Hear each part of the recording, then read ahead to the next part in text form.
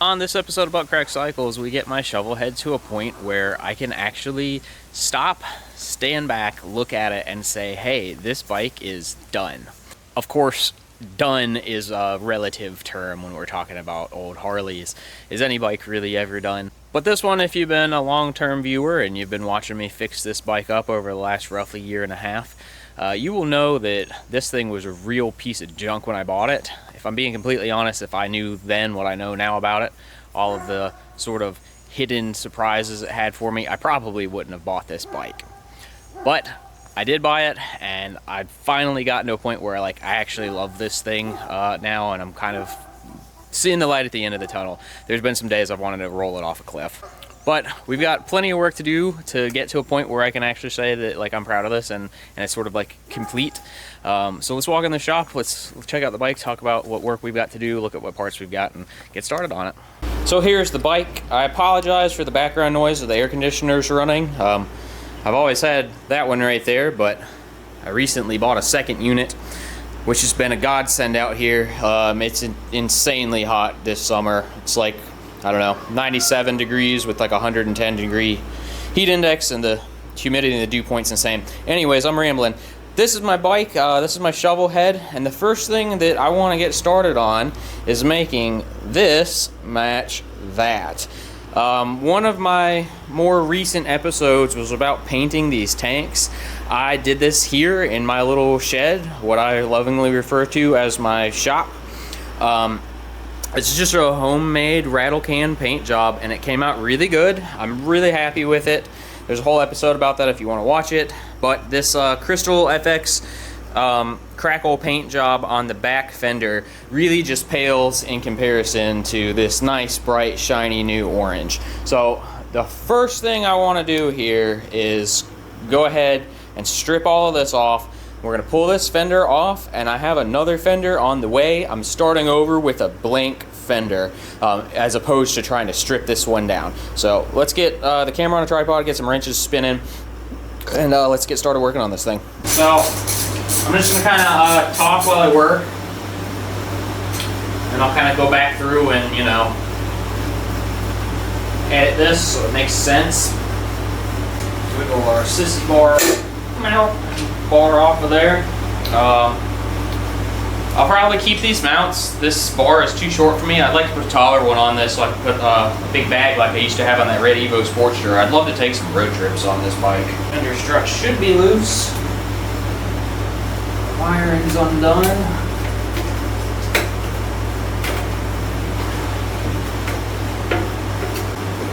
Trying to be gentle with this.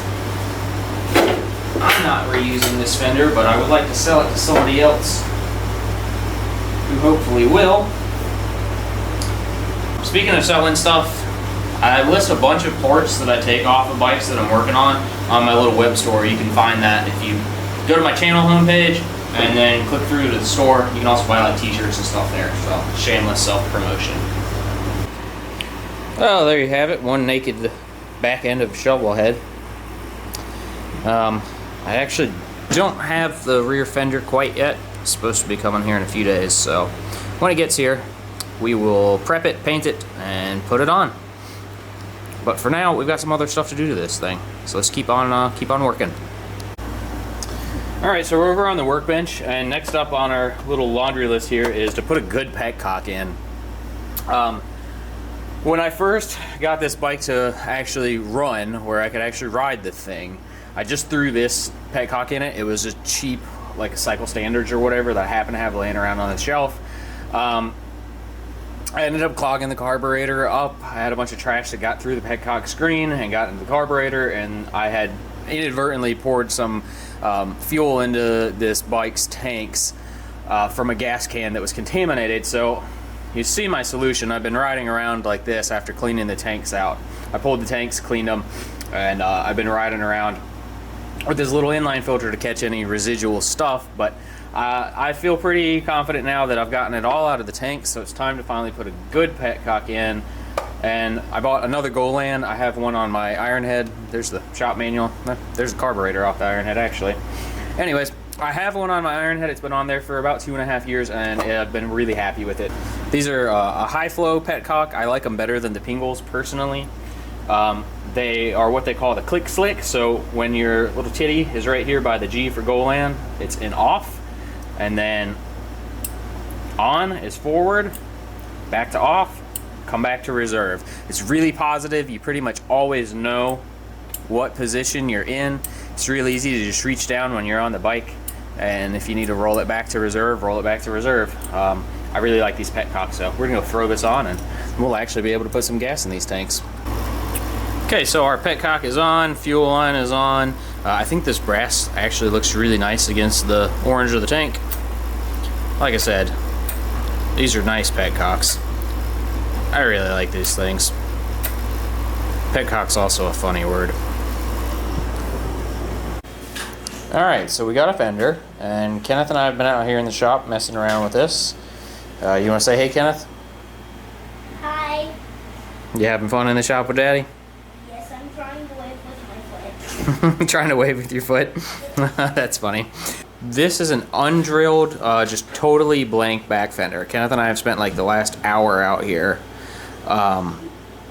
He's got the snots. We've spent like the last hour messing around with this fender, figuring out how we want to put it in there.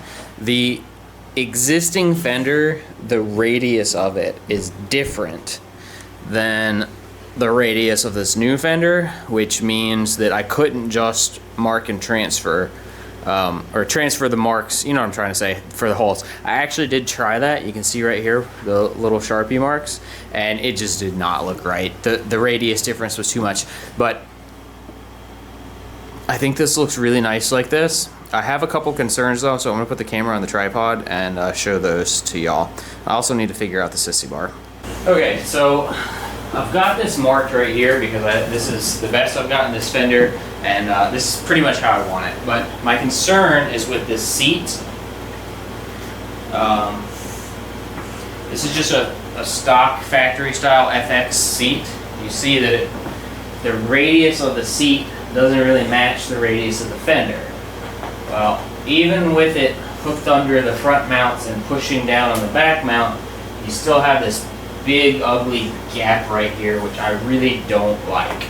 I like this seat. A viewer actually gave this seat to me, and I was just like really awesome, and I was really thankful for that, and I still am. And this is a comfortable seat, and I think this is a nice looking seat, but I don't think it's going to work with this fender, so I need to figure something out there. My other thing is we're just going to put the seat on here for, you know what, maybe we're not. We're going to take the seat off. My other thing is I have this sissy bar. This is a Prism Supply sissy bar. This is actually for, I think like a 96 to 03 Sportster. I bought it for that bike over there. Y'all can't see it. It's on the other bike stand. It's a 96 Evo Sportster. And I've kind of been thinking about using it on this build. Maybe right about there. I don't know if I want to use that sissy bar or not. Like I said, I originally bought it for that motorcycle over there. I may or may not use it for this bike. My original plan was to, like I said earlier, just reuse the kind of the big chunky sissy bar mounts, and then get just like a factory style, like the more squared off ones, just a tall 18 or 20 inch one. But I had this laying on the shelf. I'm like, I don't know, maybe I should use this on this bike. Recently I've had some of my YouTube viewers actually come by here to the house, to the shop, buying parts and bringing their bikes to get worked on, and one of them was like, nah dude, don't use that, use the chrome thick style, it'll look better. And then one of them was also like, yeah, use the Prism Supply, that's really nice and stainless and it's like more modern looking. I'm undecided on it. It's obviously just, you know, on there very roughly. I have this, which is your license plate mount, and then I have the light for it, so it could all go together like that. And then I think I would probably put it somewhere about there, and I've got a buddy who could TIG weld that all up for me. And I think that would be a pretty clean look right there versus here's our old Fender that just has, you know, this big, whoops. That just fell off. You'll get it, Kenny? Cool. What is it? It's that tag bracket. It just fell. Look, it just knocked the nose of that deer not deer antler, that deer skull. Just knocks that dude's nose off. Should be right on the ground underneath him. Okay, thank you. Anyways, this is the big, you know, kind of beefy under fender tail light mount deal, tag bracket tail light combination that's on the old Fender. That would be the easiest thing to do. I'm just not sure if that's the look I want on this bike. And I'm unsure both directions. Do I want the tail light in the fender? Do I want it on the sissy bar? Do I want this sissy bar or not? I don't know. So for now, I think I'm just gonna walk away from it. But I got a couple of other little small things I've done to this bike, so I'll show you all that before Kenneth and I just take a break here. Alright, so one of the small things that I've installed is this. This is an extended idle stop screw. I think it came from like Kino, I'm not sure how you say it, Cycles. I bought it off of Lowbrow Customs. I get a lot of parts from there. And the reason for that is that I'll generally start this bike on full enricher is normally what it wants on a kickstart, like 3/4 or half is better on electric start. But when it's totally cold, it doesn't want to idle if you knock the enricher all the way off. But having the enricher still on like half, it's just too rich. You can even see it sometimes, it'll puff a little black out of the pipes. So what I wanted that for was to be able to just easily reach down here and kind of tweak the idle on this. And that way I can just reach down, turn the idle speed up a little bit, start the bike on full choke or half choke or whatever it wants, knock the choke off, and then just let it be sitting there idling and warming up with the idle speed screwed in some more, and then ride it down the road and reach down and just easily by hand bring the idle back down to a hot idle. Thing number 2 is I added a mirror finally. This bike has never had a mirror. So I got the little heart mirror. I think it's cute. I'm gonna be the prettiest girl at the party. Really, it's just to maybe have some rough indication of if somebody's behind you. Mostly just to keep the cops off your back, and I like the way it looks. I think it's cute. What are you drawing, Kenny? A motorcycle. Yeah. Doing some little bit of art here today. Is that you riding it? No. No, who is it? Me. Oh, okay. Yeah. Logical. Like your art, man. And a high five. Cool. Thanks for helping me in the shop. I love you. So I think I'm finally ready to drill some holes in this. I have been playing with this. I'll come out here for an hour or two every day for the last couple of days. And I'm just putting the fender on and off and trying to figure out just, you know, like this sort of curve right there, and trying to get the curve for the top of the fender to meet the curve for the bottom of the seat, while also sitting in the fender struts the way that I want it to get the tire clearance that I want.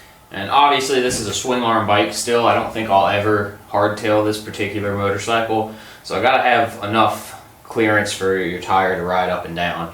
But I still want it as tight as it can be. But I think this is about as good as it's gonna get. So I'm gonna center punch my marks and drill some pilot holes, and then put some actual holes in this, and we're gonna pick this thing up and screw it on the bike and make sure everything actually lines up before we start prepping for paint.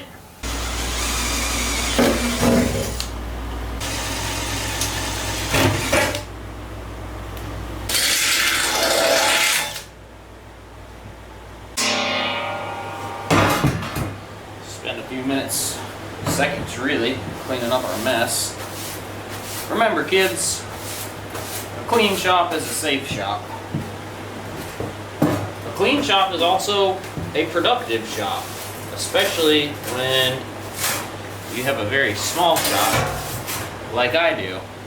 if things are messy and disorganized, no good. Can't get any work done when you're tripping over yourself and you can't find anything. Well, you know what they say, measure never, cut twice, I think. Now actually that went pretty good. I think this looks pretty good like that. Move the camera around and get it from a few different angles. But I think that's a pretty good look. So I mentioned earlier in the video I wasn't sure what I was doing with the sissy bar and the lights, and I think I finally made my decision. This is the cat eye quick bob deal. I drilled a third hole in this thing. The Eugene Stoner would like that. Yeah, I think this hole is going to let me mount it where I want to. Any mounting it the other way was going to be like too far out or too far in, and too far down. So I made my own hole on both sides. I'll clean this up and try and get it a little bit nicer. I don't like the clear lens, so I'm going to swap that for a red one. And I pulled the eagle that was in that sissy bar out and spent a little time polishing it. It's not perfect, but nothing on this bike really is. This is definitely not a show bike. So now I guess I just need to order a tall sissy bar for this thing. So while I am waiting on some more parts, I got this tall sissy bar, and it's the one in the back. The issue here is that there's the old one. You can see that the old one is wider than the new one, so the new one is too narrow to actually clear the fender. I bought this off of eBay. It was pretty cheap. It said it fit, you know, FX or FL Shovelhead, and they even had measuring tape dimensions on it. I was just too stupid and too lazy to actually walk out here with my measuring tape and make sure that their dimensions would fit what I need. I just assumed, and you know what they say about assuming.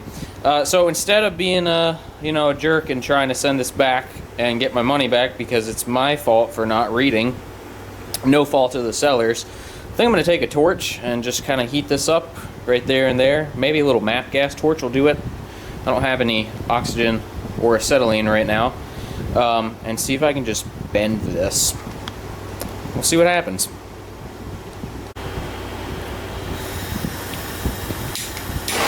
I don't know if the MAP gas torch is going to have enough heat to it to do this. But we're gonna find out.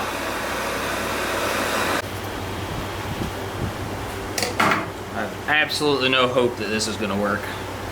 Really just literally trying to bend this by hand on a stool with a MAP gas torch.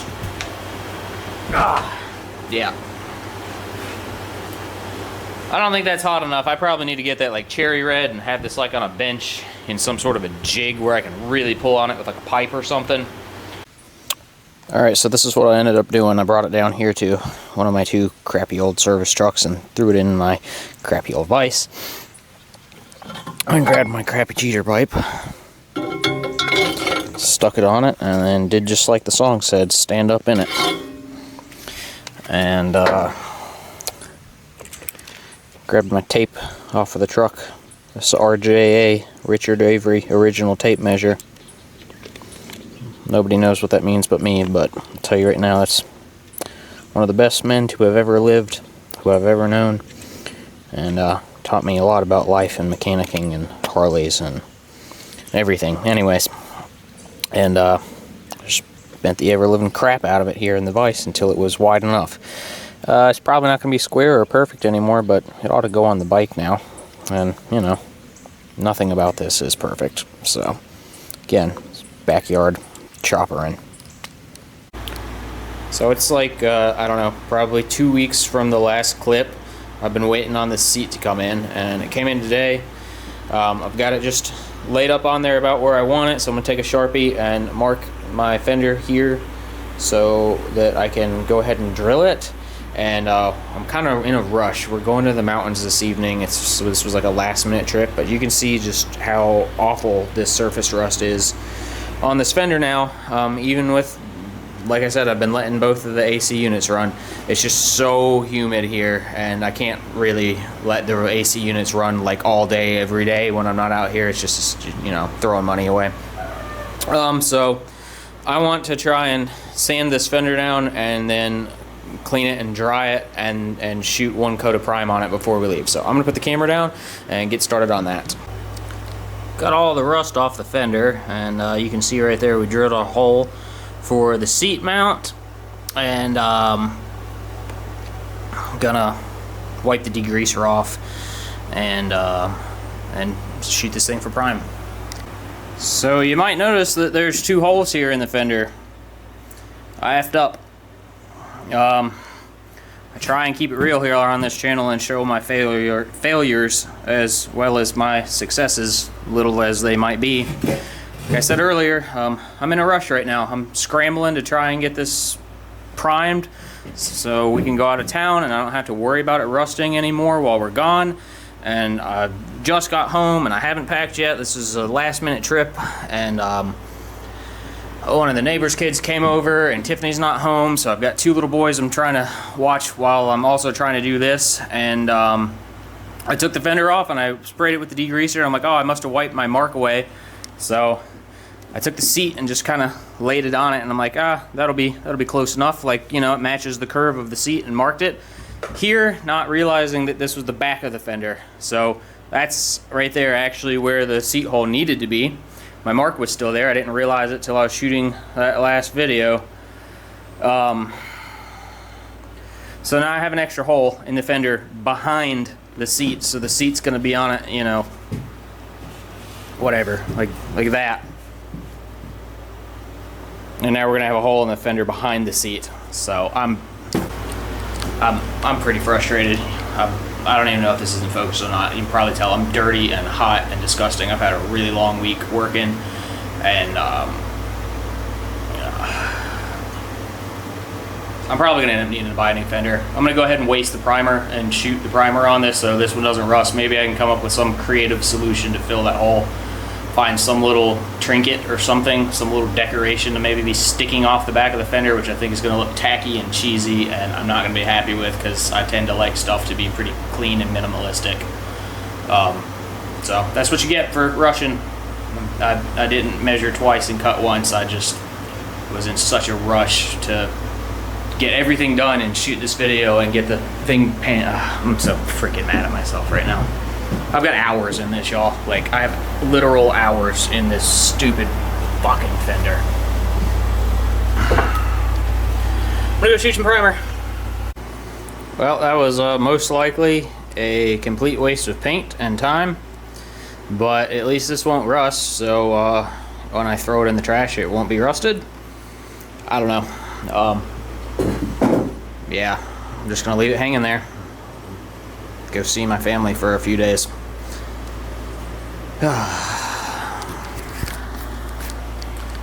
That's just the reality of building bikes, I guess. Being rushed. Maybe I can salvage this. Alright, so it is 2 days later, and I'm back home. We made our little quick impromptu trip to the mountains to see my sister and her family, and while I was there I just had some time to like think on this and stew and decide how I want to solve this. And something fairly big has happened in my life just in these last 2 days, which I'll talk about that a little bit later in this video. But in the meantime, I decided to just go ahead and paint it. I've got a solution for solving the extra holes, but I've been out here for the last few hours working on this, and it's come out pretty good. I'm not a painter.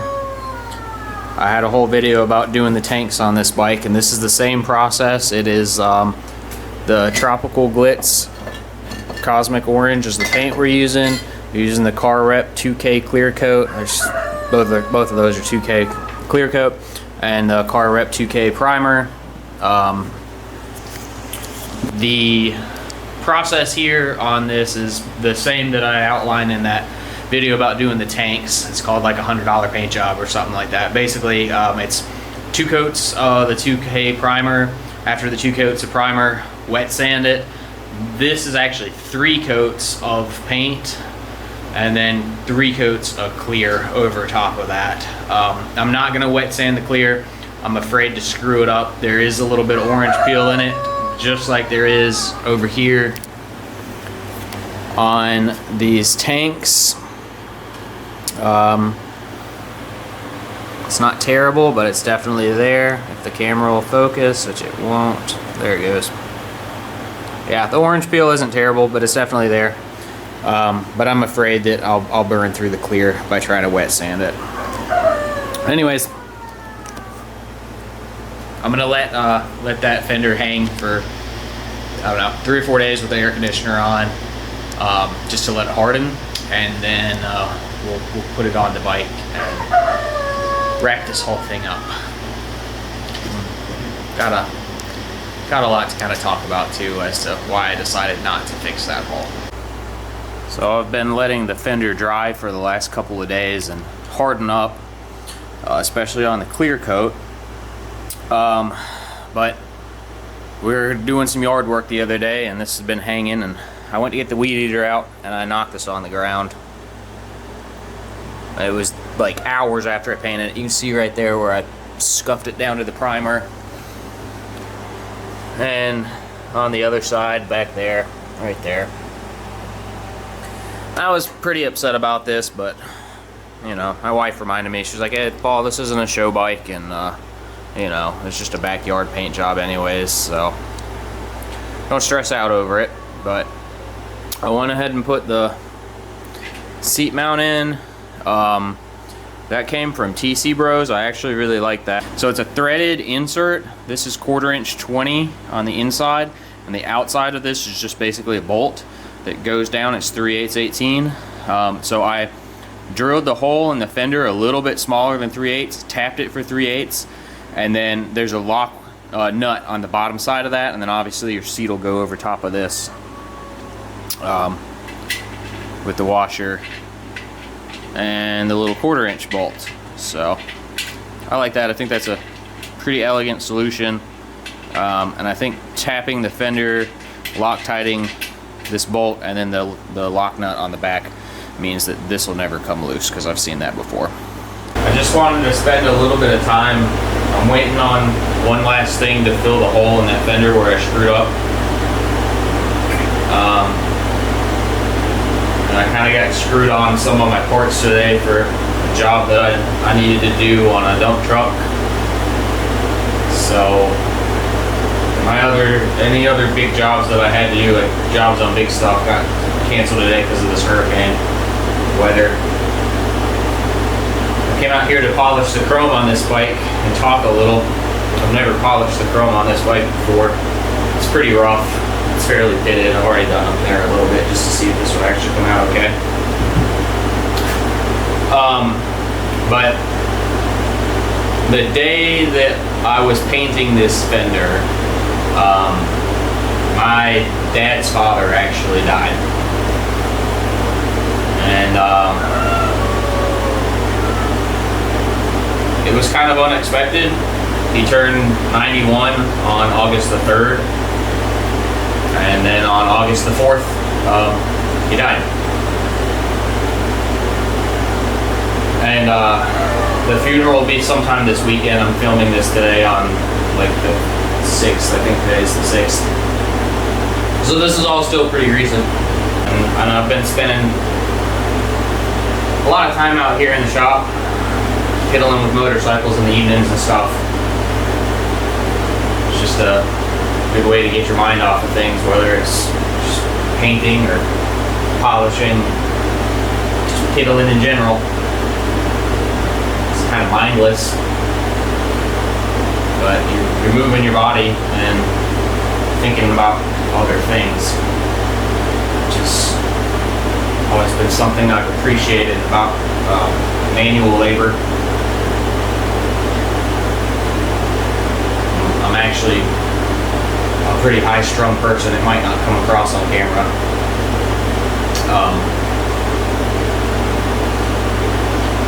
And so the repetitiveness and the mindlessness of just this, like what I'm doing right now,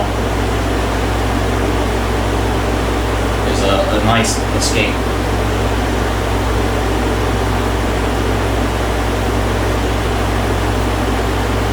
That's really all I wanted to talk about. I'm gonna keep polishing.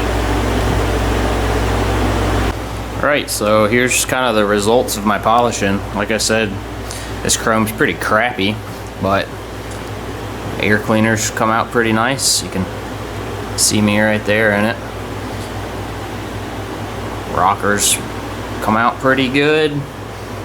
Points cover. Did the exhaust. Battery box.